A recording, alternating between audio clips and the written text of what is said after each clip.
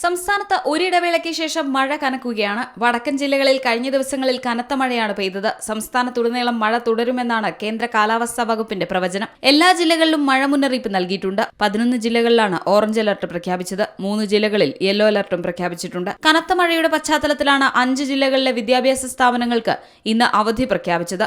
കാസർഗോഡ്, വയനാട്, എറണാകുളം, ആലപ്പുഴ, കോട്ടയം ജില്ലകളിലെ വിദ്യാഭ്യാസ സ്ഥാപനങ്ങൾക്കാണ് ഇന്ന് അവധി പ്രഖ്യാപിച്ചിട്ടുള്ളത്. വടകര, താമരശ്ശേരി താലൂക്കുകളിലെ വിദ്യാഭ്യാസ സ്ഥാപനങ്ങൾക്കും ഇന്ന് അവധിയാണ്.